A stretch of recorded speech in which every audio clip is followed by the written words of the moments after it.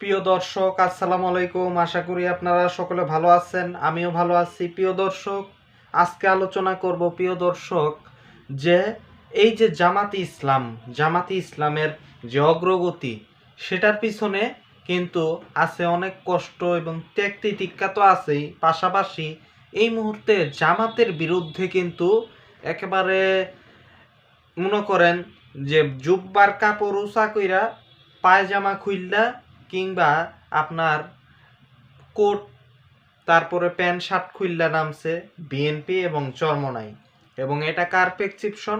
এটা ভারতের prescription. BNP কিভাবে লাগছে? বিএনপি জামাতে ইসলামীর নারীদেরকে ভয় পাইতাছে। জামাতে ইসলামীর নারীরা যে বলতাছে যে দাড়িপাল্লায় ভোট দিন, এটাকে আসলে ভয় পাচ্ছে, বুঝছেন? খুব ভয় পাইতাছে, তাই তারা বিভিন্ন জায়গায় মারামারি শুরু করছে। আর দ্বিতীয়ত চরমনাইকে নামানো হয়েছে এই কারণেই যে প্রিয় দর্শক, মূলত চরমনাই এখানে তারা একটি ইসলামিক শক্তি। ভারত পরিকল্পিতভাবেই মূলত চরমনাইকে এখানে মনে করেন যে অনেক আগে থেকেই বলছে যে তোমরা একটা জোট করো, জোট কইরা ফাঁদে ফেলো বা কিছু। এই ফাঁদটাতেই জামাতি ইসলাম পড়ছিল, যেটা ইলিয়াস ভাই আপনাদেরকে বলছে বিভিন্নভাবে। সেই বিষয়টা আসলেই সত্য। চরমনাই যে জামাতি ইসলামের সাথে জোট করছিল, এটা আসলে সাধারণ নিছক কোনো জোট ছিল না। এটা ছিল তাদের একটা ফাঁদ এবং ভারতের প্রেসক্রিপশনে।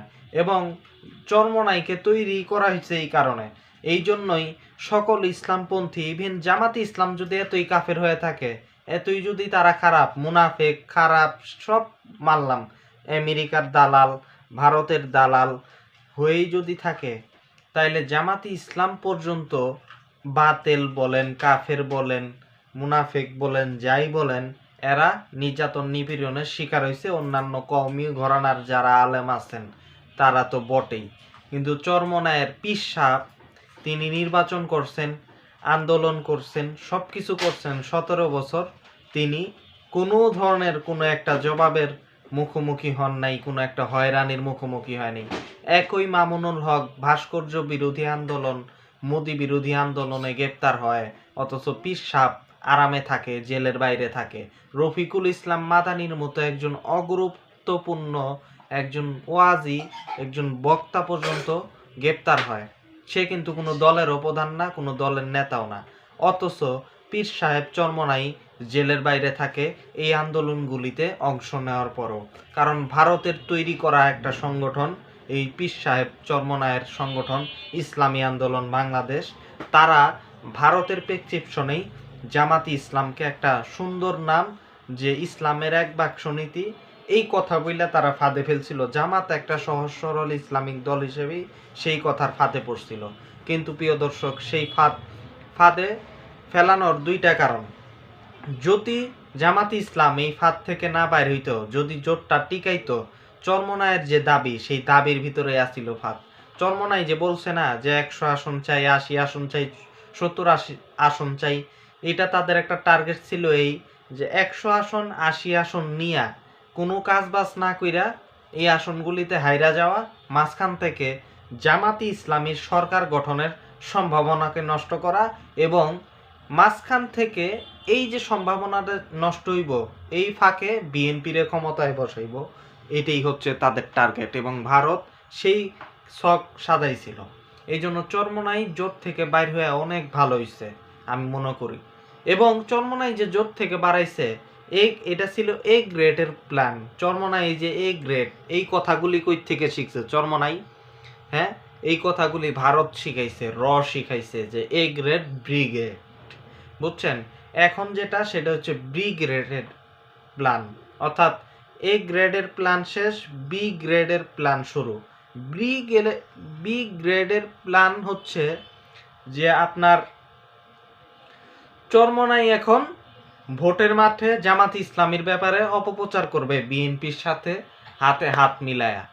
এবং চরমনাই যতটা না বলবে যে হাত পাখায় ভোট দেন, ততই বলবো, তার চেয়ে 100 গুণ বলবো যে দাড়িপাল্লায় ভোট দিয়েন না।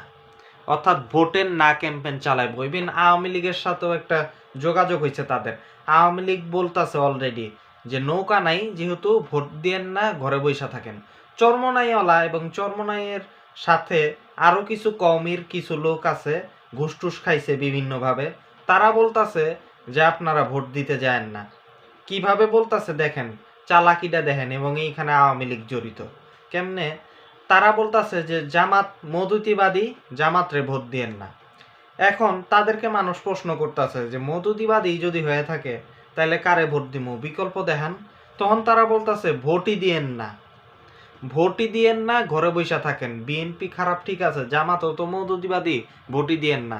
এই ক্যাম্পেইনটা ইসলামিক ব্যাখ্যা দিয়ে চালানো হইতাছে ঠিকই ভোটের মাঠে, কিন্তু এটার পিছনে আছে আওয়ামী লীগের এজেন্ডা। আওয়ামী লীগের বক্তব্য এটা যে নো ভোট নো ভোট, বুঝছেন? এবং কওমি ওলামায়ে কেরামদের অনেকেই, কওমি জননী যারা শেখ হাসিনারে মানে, তারা এই ক্যাম্পেইনটা চালাইতেছে। রেজওয়ান রফিকিরে টাকা দিছে আওয়ামী লীগ, এই জন্যই রেজওয়ান রফিকির মতো কিছু আলেম মাঠে নামছে নির্বাচনে, বলতাছে যে আপনি ঘরে বসে থাকেন, কোথাও ভোট দিবেন না। এবং আপনি হয়তো ভাবতাছেন যে আসলেই তো ইসলামে তো ভোট নাই, হ্যান তেন এইসব তাদের ইসলামিক যুক্তি। কারণ আপনি ভাবতাছেন যে ইসলাম কায়েম হয়ে যাব ভোট না দিলেই। না রে বেটা, তোমার ইসলামিক যুক্তি দেখা তোমারে বোকা বানানো হয়েছে, কিন্তু এখানে আসলে খেলাটা হচ্ছে আওয়ামী লীগের। আওয়ামী লীগের উদ্দেশ্যটা বাস্তবায়ন হইব যে আপনি ভোটও দিলেন না যেহেতু নৌকা নাই, বুঝছেন? কিন্তু আলেমদের একটা অংশকে নামানো হয়েছে। এই হচ্ছে খেলা চলতেছে। এবং এখন ব্রিগেডের খেলা চলতেছে যে হাত পাকায় যত প্রচার হইব তার চেয়ে বেশি প্রচার হইব জামাতের বিরুদ্ধে, এবং সংঘবদ্ধ প্রচার, এবং ইসলামপন্থীদের একটা অংশকে টাকা পয়সা দেওয়া হয়েছে, প্রচুর পরিমাণের টাকা পেমেন্ট করা হয়েছে।